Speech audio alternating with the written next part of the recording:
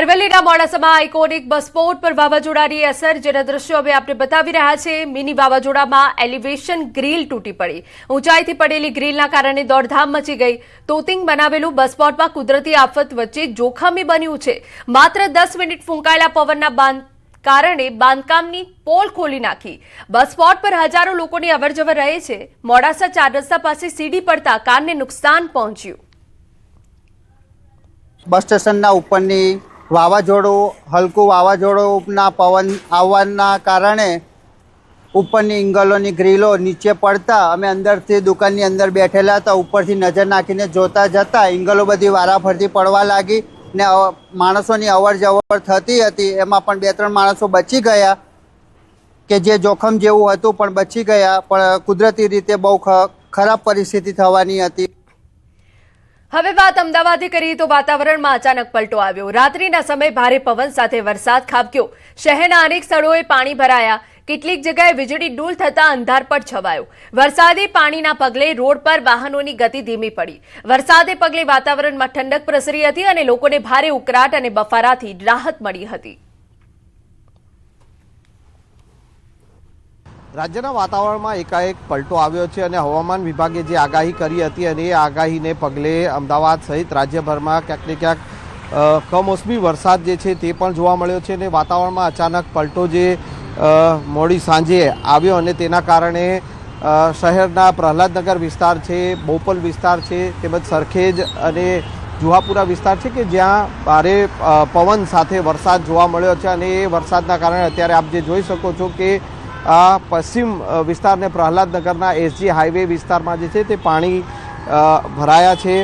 જે પ્રકારની આગાહી હતી હવામાન વિભાગે અને એ હવામાન વિભાગને પગલે આગાહીના પગલે વાતાવરણમાં એકાએક પલટો આવ્યો છે।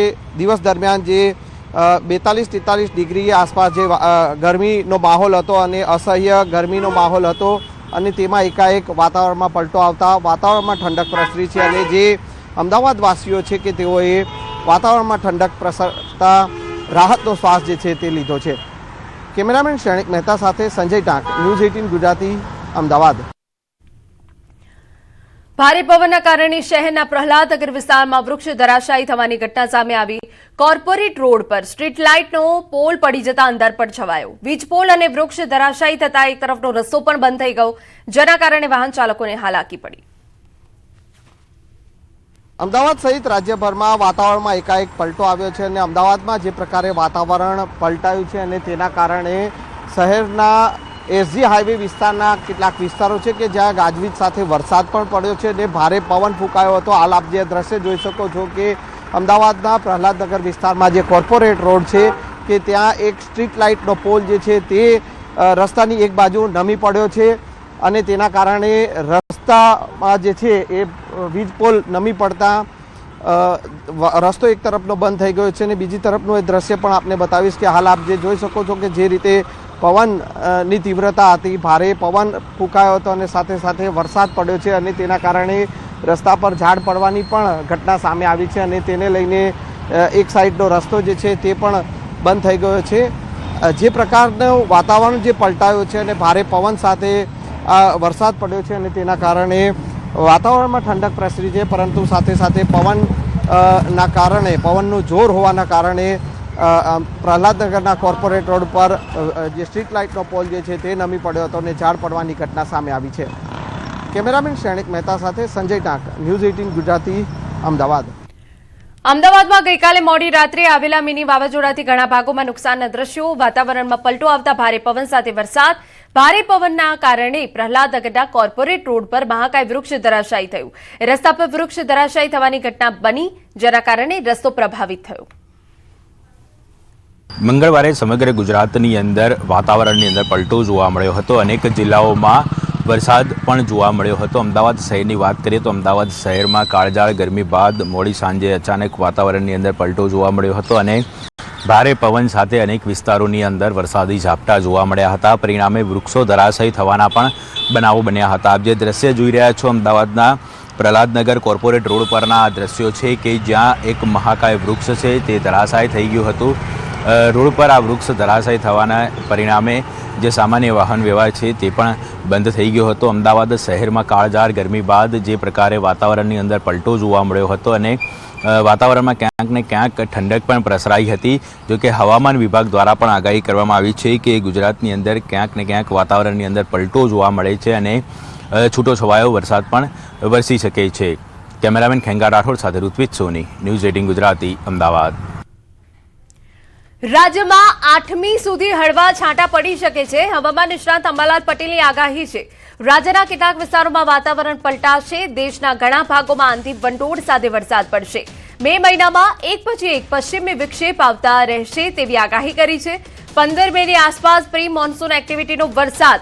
દેશમાં પૂર્વ ભાગમાં ભારે વરસાદની સંભાવના. 7 થી 12 મેમાં બંગાળ ઉપસાગરમાં લો પ્રેશર બનશે. 15 થી 25 મે વચ્ચે બંગાળ ઉપસાગરમાં વાવાઝોડું બનશે. જૂનની શરૂઆતમાં વાવાઝોડું જોરદાર બની શકે. વરસાદી માહોલ વચ્ચે હજુ એક ગરમીનો રાઉન્ડ. 11 મેથી ગુજરાતમાં પાછી આકરી ગરમી પડશે. પ્રી મોન્સૂન એક્ટિવિટીનો હમણાં તારીખ 3, 4, 5, 6માં દેશના ઘણા ભાગોમાં પ્રી મોન્સૂન એક્ટિવિટીનો વરસાદ થવાની શક્યતા રહેશે. ગુજરાતમાં પણ ધીરે ધીરે લોઅર ક્લાઉડ બનશે તો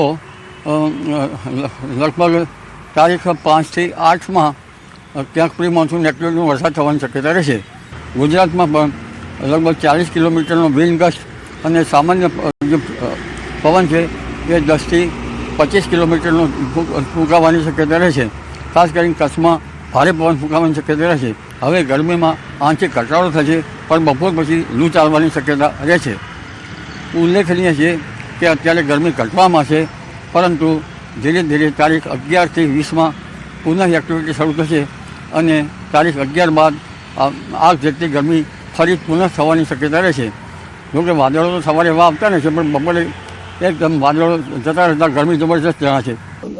8 થી 12, 13માં બંગાળ ઉપસાગરમાં પણ સક્રિય થશે અને બંગાળ ઉપસાગરમાં લો પ્રેશર બનવાની શક્યતા રહેશે.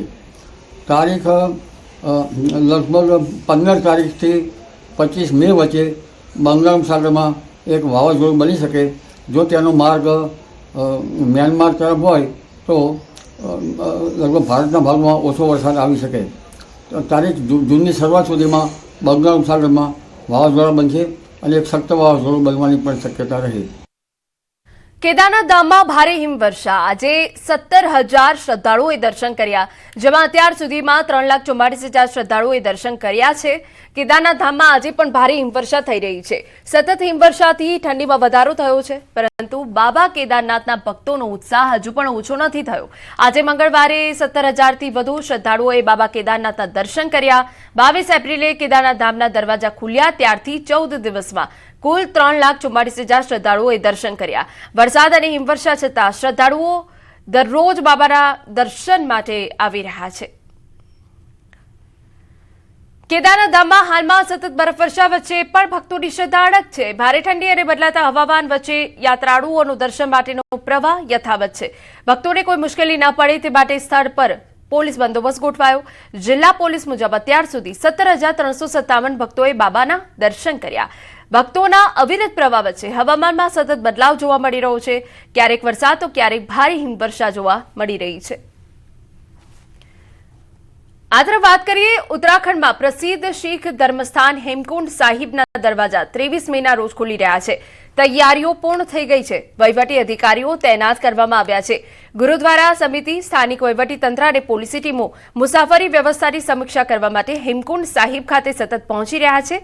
હેમકુંડ સાહિબમાં હવામાન હજુ પણ બદલાઈ રહ્યું છે અને હવામાન બદલાતા બરફવર્ષા થઈ રહી છે. આમ છતાં દરવાજા ખોલવાની તૈયારીઓ ચાલી રહી છે. અને હવે વાત પરિશ્રમના પરિણામ પર.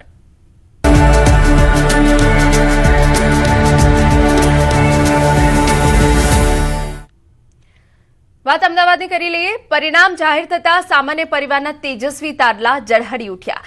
અનેક વિદ્યાર્થીઓએ સંઘર્ષ સાથે સિદ્ધિ મેળવી. ક્યાંક સિલાઈ કામ કરતી માતાની દીકરીએ મેળવ્યો A1 ગ્રેડ, તો ક્યાંક રિક્ષા ચલાવતા પિતાની દીકરીએ મેળવ્યો A1 ગ્રેડ. તો કોઈ IAS બની માતા પિતાનું સપનું પૂરું કરવા માંગે છે, તો કોઈ ડોક્ટર બની સમાજ સેવા કરવા માંગે છે. મારા 94% આવે છે. મારા પપ્પા ઓટો ડ્રાઈવર ચલાવે છે અને મારી મમ્મી હાઉસવાઈફ છે. આ તારો ગોલ શું છે હવે? મારે આઈએસ ઓફિસર બનવાનો ગોલ છે, જે મારા મમ્મી પપ્પાનું સપનું છે હું પૂરું કરવા માંગુ છું. મારા મમ્મી પપ્પાનો બી મને ખૂબ સપોર્ટ છે. મારા એચપીકે સ્કૂલના શિક્ષકગણનો બી ખૂબ મોટો સપોર્ટ છે. અને ધોરણ 10માં સારું પરિણામ આવતા સુરતના વિદ્યાર્થીઓમાં ખુશીનો માહોલ છે. ત્યારે 96% મેળવનાર એક વિદ્યાર્થીને ખૂબ ખુશી વ્યક્ત કરી સાથે સીએ બનવાનો નિર્ધાર પણ કર્યો. સમાજે અને દીકરીઓમાં ઉદાહરણ પર પૂરું પાડ્યું. પુત્રીના સારા પરિણામને લઈ વાલીઓમાં ખુશી. ધોરણ 10નું પરિણામ આવી ગયું છે અને બાળકોની કારકિર્દીની પહેલી સીડી કહેવાય ધોરણ 10. 10 પછી 12 અને ત્યારબાદ અલગ અલગ કોર્સ હોય છે. ત્યારે આજના રિઝલ્ટમાં એક દીકરી આપણી સાથે છે. આપણે એની સાથે વાત કરીશું. શું નામ બેટા? ચારમી ગુણા કેતનભાઈ. ચારમી, શું કહેશો? ધોરણ 10નું પરિણામ આવ્યું, શું પરિણામ આવ્યું? મારું પરિણામ આવ્યું છે 99.77 PR અને 96.50%. મહેનત ખૂબ કરી હતી, શિક્ષકોનો ખૂબ સપોર્ટ હતો, આશાદીપના ટ્રસ્ટી, સ્કૂલનો ખૂબ મહેનત અને દિવસ રાત મહેનત કરી હતી. આગળ મેં સીએ કરવાનો વિચાર કર્યો છે. બેન, શું કહેશો? સામાન્ય પરિવારમાંથી દીકરીના આટલું સારું પરિણામ અને આજે એનું પરિણામ જોઈને એટલી ખુશી થાય છે મા તરીકે કે જે મહેનત કરી છે ને આજે એનું પરિણામ ચોક્કસ મળ્યું છે. ધોરણ 10 બાળકો માટે સૌથી મહત્વનું પગલું છે. ત્યારે કહી શકાય છે કે આ દીકરી ભલે સીએ બનવાની વાત કરતી પણ રિઝલ્ટને લઈને ચોક્કસ ખુશીનો માહોલ છે. કેમેરામેન જીગર ગુગલ સાથે કીર્તેશ પટેલ, ન્યૂઝ 18 ગુજરાતી, સુરત. રાજ્યમાં ધોરણ 12ના પરિણામો જાહેર થતા ખુશીની લહેર ફેલાઈ. ત્યારે વિજ્ઞાન પ્રવાહમાં 84.95% અને સામાન્ય પ્રવાહમાં 94.70% પરિણામ સાથે નર્મદા જિલ્લાએ ઉત્તમ પ્રદર્શન કર્યું. આ પરિણામમાં સૌથી પ્રેરણાદાયક વાત એ છે કે નવદુર્ગા હાઈસ્કૂલમાં ભણતી દીકરી કે જેનો પરિવાર દાબેલી અને વડાપાઉંની લારી ચલાવે છે તેને 91.36% સાથે સમગ્ર જિલ્લામાં પ્રથમ સ્થાન મેળવ્યું અને ગરીબ પરિસ્થિતિ હોવા છતાં મોટી સિદ્ધિ હાંસલ કરી. રાજપીપળા અને ડેડિયાપાડામાં પણ વિદ્યાર્થીઓનું સારું પરિણામ નોંધાયું. રાજપીપળામાં 578 વિદ્યાર્થીઓમાંથી 496 વિદ્યાર્થીઓ, જ્યારે ડેડિયાપાડામાં 259માંથી 215 વિદ્યાર્થીઓ પાસ થયા. જ્યારે સ્વામિનારાયણ ગુરુકુળના વિદ્યાર્થીઓએ બીજા, ત્રીજા અને ચોથા ક્રમે આવી શાળાનું નામ રોશન કર્યું. વિદ્યાર્થીઓ પોતાની આ સફળતાનો શ્રેય શિક્ષકો અને વાલીઓને આપ્યો. આપણી શાળામાંથી માછી વિશ્વા એ સમગ્ર નર્મદા જિલ્લામાં ગ્રુપ બી માં 3જા ક્રમાંકે, માછી સ્મિત 4થા ક્રમાંકે તથા વસાવત સંજના એ સમગ્ર ગ્રુપ એ માં જિલ્લામાં 8મા ક્રમે આવેલી છે. કે મારા આ જે બાળકો પરિણામ લઈને આવેલા છે તે વગર મોબાઈલ અડીએ અને વગર સોશિયલ મીડિયાનો ઉપયોગ કરી લોકો રિઝલ્ટ લાવેલા છે. તો દરેક વાલીશ્રીને નમ્ર વિનંતી છે કે આપ પણ તમારા બાળકોને કોઈ મોબાઈલને કે સોશિયલ મીડિયા યુઝ ના કરવા દો, જેથી એમનું પણ પરિણામ ખૂબ સારું આવે, જેથી એજ્યુકેશનમાં તે વધુ ધ્યાન આપી શકે. હું આગળ જઈને એન્જિનિયરિંગ લાઈન લેવા ઈચ્છું છું અને આટલા સારા ટકા અને આટલા સારા પ્રોગ્રેસ પાછળનો બધો શ્રેય મારા ટીચરો, મારા માતા પિતાને જાય છે. તેમને મને ખૂબ મહેનત કરાવી છે અને હું આ વર્ષે સફળ થઈ. આખું વર્ષ બધા ટીચરો એ મને બહુ જ મહેનત કરાવી છે અને બહુ જ હેલ્પ કરી છે. અન્ય સમાચાર પર નજર કરીએ. ચૂંટણી પહેલા પંજાબમાં બ્લાસ્ટની ઘટનાઓ. 2 અલગ અલગ જગ્યા પર બ્લાસ્ટ થયું. અમૃતસરના ખાસા વિસ્તારમાં આર્મી કેમ્પ બહાર બ્લાસ્ટ, જાલંધરમાં બીએસએફ હેડક્વાર્ટર બહાર સ્કૂટીમાં બ્લાસ્ટ. બંને જગ્યાએ સુરક્ષા એજન્સીઓ તૈનાત. પોલીસ અને ફોરેન્સિક ટીમ તપાસમાં લાગી. ઘટનામાં કોઈ જાનહાનિનો અહેવાલ નથી. વિસ્તારથી વાત કરીએ. પંજાબના અમૃતસર શહેરમાં અટારી રોડ પર બીએસએફના ખાસા કેમ્પ સામે આવેલ આર્મી કેમ્પની બહાર દિવાલ નજીક અચાનક ધડાકો થયો, જેના અવાજ દૂર દૂર સુધી સંભળાયા અને વિસ્તારમાં ભયનો માહોલ સર્જાયો. ઘટના અંગે જાણ થતાં પોલીસના ઉચ્ચ અધિકારીઓ તાત્કાલિક સ્થળ पर पहुंची गया. अराउंड 10:30 11 o'clock के आसपास इंफॉर्मेशन आया था कि यहाँ जहाँ खासा है वहाँ पे एक एक्सप्लोजन का साउंड आया है, तो वो चेक करने के लिए हम यहाँ पुलिस फोर्स एंड आर्मी यहाँ आए. सर, अब यहाँ पर पहुंचे आपने क्या वेरीफाई किया? FSL टीम भी आया है, मतलब बॉम्ब डिस्पोजल टीम चेक